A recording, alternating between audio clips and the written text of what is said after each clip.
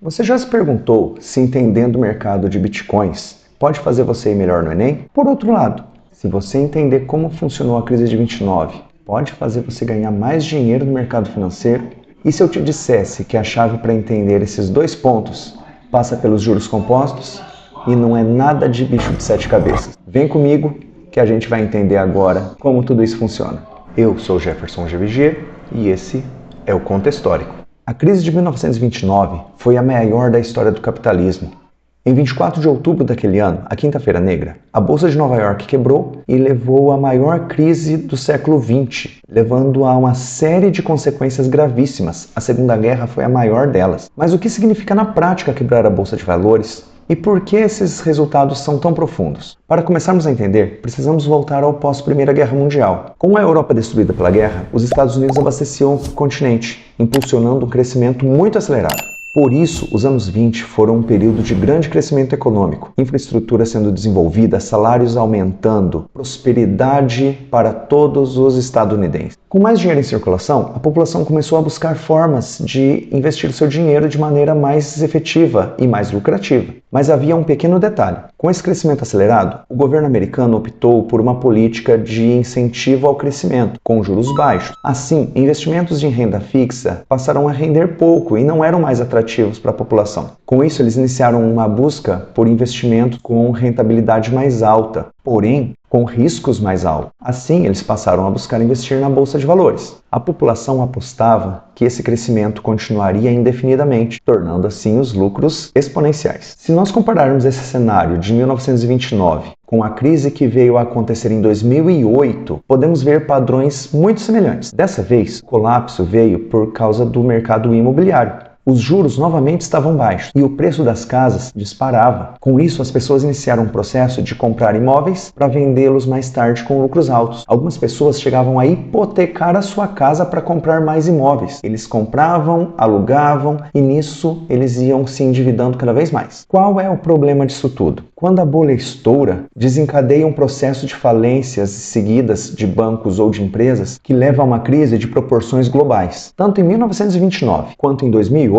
o fenômeno foi o mesmo. Juros baixos incentivaram pessoas a buscar investimentos de alto risco. Mas por que isso acontece? A resposta está nos ciclos do capitalismo. Quando a economia está aquecida, os governos tendem a reduzir os juros para que os investimentos sejam mais atrativos e para que a economia continue se desenvolvendo. Assim, investimentos são atraídos, o que gera ainda mais crescimento. Porém, também há o surgimento de bolhas, porque se o crescimento e o desenvolvimento se dá com base frágil, sem uma estrutura sólida, ele inevitavelmente vai entrar em colapso em algum momento. A base de todo o crescimento da década de 1920 foi o colapso da Europa após a Primeira Guerra Mundial. Com os países europeus sem o parque industrial desenvolvido, o mercado americano pôde abastecer a Europa com produtos industrializados e isso levou ao crescimento vertiginoso da economia americana. Mas era questão de tempo até que os países europeus se reconstruíssem, voltassem a aumentar a sua produção industrial, diminuindo a demanda pelos produtos americanos, o que levou ao colapso do mercado americano. Já em 2008, a base do crescimento era a valorização constante do valor das casas. Era possível comprar e vender casas, obtendo um lucro muito alto. Porém, quando essa valorização atingiu seu teto, não havia mais possibilidade desse crescimento, o mercado imobiliário começou a desmoronar, levando junto bancos e empresas. Esse movimento cíclico explica por que momentos de euforia no mercado sempre acabam em crise. E para entender isso de verdade, é essencial que a gente compreenda um princípio básico, que são os juros compostos. Um desafio para você. Se um investimento de R$100 perde 50%, quanto ele precisa valorizar novamente para que ele volte aos R$100 iniciais? Se você respondeu que ele precisa voltar a crescer 50%, você errou. Vamos ver o que explica isso.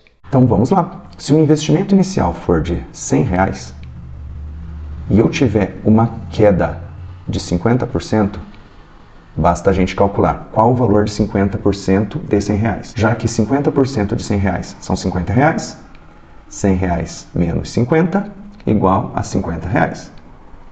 Agora vamos para a segunda parte. Qual a porcentagem que deve subir para que os nossos R$50 voltem a valer R$100? Se a gente disser que 50% a mais nós vamos voltar para o rendimento inicial, a gente está errado por quê? R$50 mais 50% precisamos considerar o valor atual. A gente não pode mais considerar o valor inicial. 50% de R$50 é igual a R$25. Ou seja, se eu somar 50% a R$50, teremos R$75. Então, qual é a resposta? Quantos por cento os nossos R$50 precisam subir para voltar aos R$100? 50 mais 100%, ou seja, quanto vale 100% de R$50? R$50. R$50 mais R$50 igual a R$100. Ou seja, se um investimento cai 50%, para voltar ao início, ele precisa dobrar. Agora, um segundo desafio, mais ligado ao que acontece na vida real. Como na vida real? Supomos que você invista R$100 a uma taxa de juro de 10% ao mês e você espera 12 meses para resgatar todo o seu investimento. Quanto você vai resgatar ao final de 12 meses? É possível que você tenha respondido R$220, porém, novamente, você errou. Vamos dar uma olhada por que isso acontece. Então vamos lá. Se a gente considerar que a gente tem como ponto de partida R$100 de investimento inicial e a gente vai considerar que ele vai crescer 10% por mês, a gente pode considerar que no primeiro mês teremos 110. Nessa lógica, a cada 10% vou ter R$10 por 12 meses. É só a gente considerar que no final de tudo eu vou ter R$120, 10 vezes 12, mais o investimento inicial. Quer dizer que no final das contas teremos R$220. E é aqui que a gente está com o raciocínio errado. Porque na vida real não é assim que funciona. Na vida real a gente precisa considerar o capital que a gente tem no mês a cada mês. No primeiro mês, de fato, 10% vão ser R$10. Porém, no segundo mês, a gente não tem mais R$100. A gente tem 110. R$110 mais 10% significa que a gente não vai ter mais R$10, vai ter mais R$11, ou seja, 121. No segundo mês, o 110 virou 121, mais 10% significa que são mais 12 e 10, ou seja, 133,10. Fazendo isso por 12 meses, a gente vai considerando sempre o juro sobre o juro. Mas na vida real, a gente precisa usar isso de maneira um pouco mais otimizada. A gente precisa transformar isso aqui num cálculo mais efetivo. Para isso, é preciso, primeiro de tudo, entender o que significa esse símbolo. Esse símbolo é uma fração. 10% nada mais é do que uma fração de 10 por 100, ou seja, 10 sobre 100. Qual calculadora a gente consegue usar fração? Nenhuma. Portanto, a gente vai usar agora o cálculo para transformar uma fração de 10 por 100 em um número decimal. 10 por 100 é a mesma coisa que 0,1. Só que se a gente quiser somar o valor inicial, é só fazer uma troca de um número. Porque 0,1, a gente simplesmente vai calcular quanto vale 10% do valor inicial. Mas se eu quiser somar o valor inicial aos 10%, é só trocar o 0 por 1. Então, 1,1 é a mesma coisa que fazer 100 mais 10%. Aí, a gente pode usar a conta e verificar esse detalhe aqui. Se no primeiro mês eu tenho R$100 mais 10%, é só eu multiplicar R$100 vezes a nossa taxa, vezes 1,1. 100 vezes 1,1, 110. Bateu aqui, bateu aqui. 110 vezes 1,1, 121. Bateu aqui, bateu aqui. 121 vezes 1,1, 133,10. Bateu aqui, bateu aqui. Só que aí, vamos verificar um detalhe importante. 1,1 está sendo usado para multiplicar várias vezes de maneira igual. Como é o nome de quando a gente usa o mesmo número para ser multiplicado várias vezes? Potência. Ou seja, para eu multiplicar isso daqui 12 vezes? Basta eu transformar essas multiplicações em série em um número potencial, em um expoente. Então, a lógica vai ser: pegamos aqui o valor inicial, que vale R$100, multiplicamos por um número 1, porque a gente já vai somar no final, mais a taxa, que é 10%, vezes 12 vezes. Então, nós vamos multiplicar 1,1 12 vezes seguidas, porque a gente quer calcular esse resultado para 12 meses. A gente vai descobrir que no final de tudo, teríamos um capital total, somados o valor inicial mais os rendimentos, de R$ 313,84. Se a gente considerar que num juros simples teríamos um valor de 220, a gente pode entender que, se considerar a diferença entre os juros compostos pelos juros simples, a diferença deu de R$ 93.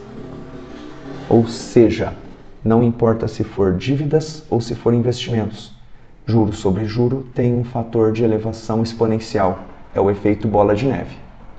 Você pode ver que quando se trata de juros compostos, existe um movimento que é popularmente conhecido como bola de neve, ou seja, juros sobre juros, há um crescimento que se torna praticamente exponencial. Isso vale tanto para dívidas quanto para investimentos. Tudo vai depender da taxa de juros. Quanto maior a taxa de juros, maior o crescimento da dívida ou do investimento. Quanto menor a taxa de juros, mais lento se dá o investimento. Porém, esse crescimento ou esse aumento da dívida e do investimento é muito mais rápido do que se a gente estivesse tratando de juros simples. Agora, pense no impacto desta lógica de juros aplicadas à vida real, ao mercado financeiro. Quando qualquer pessoa, inclusive você, pensa em fazer um investimento, tudo o que precisa ser levado em conta são os 3 aspectos: rentabilidade, risco e liquidez. Quando os juros do governo é muito alto, é muito atrativo o investimento em juros de renda fixa, porque na prática, com a renda fixa, você empresta dinheiro para o governo ou para algum banco. Esse juro é calculado com base no juro geral do governo e esse rendimento vai ser proporcional aos juros do Estado. Ou seja, juros altos, a tendência é que mês a mês você vai recebendo mais. Quando os juros estão baixos, essa atratividade reduz e todo o mercado é atraído para investimentos com riscos maiores, que têm a possibilidade de rendimentos mais altos. Exemplos de investimentos como esse são as bolsas de valores, as criptomoedas e até imóveis. Para resolver a situação da crise de 29 e para resolver a situação da crise de 2008, o governo americano teve a sua atuação e decidiu por ações diferentes. Em 1929, o governo americano, sob a liderança do presidente Roosevelt, decidiu implementar o programa New Deal, que se tratava de investimento pesado por parte do Estado em infraestrutura para fazer com que a riqueza, com que os ativos voltassem para a sociedade, por meio de construção de estradas e uma série de outras obras públicas. Já em 2008, houve aportes bilionários para salvar bancos, porém a grande ruptura foi a criação da Bitcoin.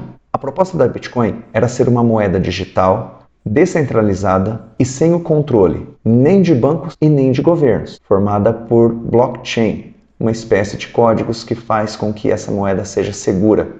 Porém, essa criação da Bitcoin fez com que ela se tornasse um ativo digital, sujeito às variações de mercado, e não só à procura por sua compra. Para provar isso, vamos dar uma olhada nos gráficos que mostram a evolução dos últimos meses do mercado de Bitcoins, influenciado principalmente pela eleição do presidente Donald Trump nos Estados Unidos. Então, para a gente analisar aqui mercado de Bitcoins e para entender como ele é um ativo igual a uma ação ou a uma casa ou seja lá o que for, e como qualquer negociação, qualquer situação do mercado financeiro, qualquer situação de decisões globais de governos ou de grandes empresas afetam as cotações desses ativos de alto risco, vamos dar uma olhadinha nos últimos 2 meses do que aconteceu com a Bitcoin.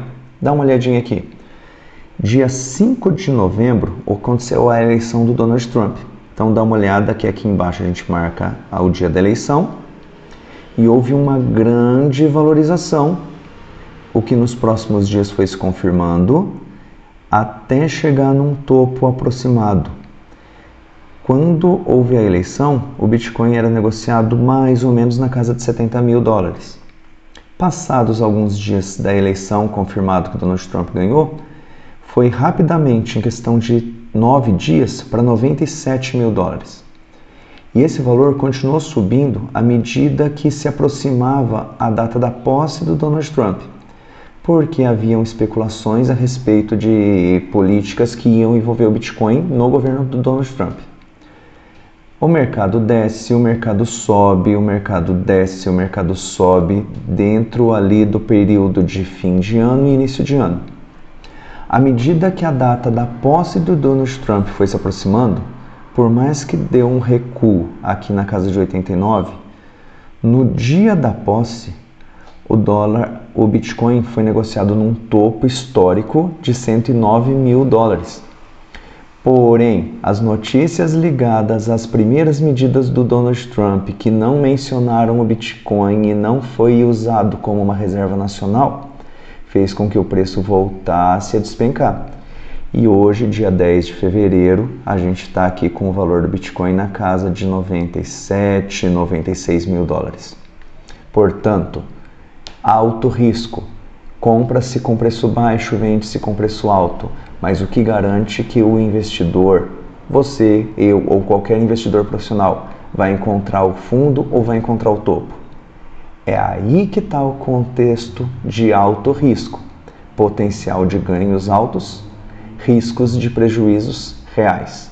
No final das contas, entender a crise de 29 e as flutuações do mercado de Bitcoin e das criptomoedas não é apenas uma maneira de adentrar no mundo do Enem, melhorar a sua nota ou então de desenvolver as suas técnicas para investimentos no mercado financeiro. É essencial para compreender, inclusive, o dia a dia de uma dívida simples que você possa vir a adquirir. Se você souber como funcionam os ciclos econômicos, como os juros compostos atuam tanto nos mercados globais quanto na sua vida pessoal, você vai poder compreender padrões que afetam todos os aspectos da nossa vida cotidiana, desde a sua conta bancária do cotidiano, quanto às interferências no mercado global. Agora me conta aqui nos comentários o que você acha. A Bitcoin pode ser a resposta para evitar novas crises? Ou ela é apenas mais uma bolha que está prestes a estourar? Acompanhe nosso canal para entender um pouquinho mais das crises econômicas, entendendo um pouquinho mais sobre matemática, juros compostos, economia e mercado financeiro. Nos vemos no próximo vídeo. Até mais, pessoal!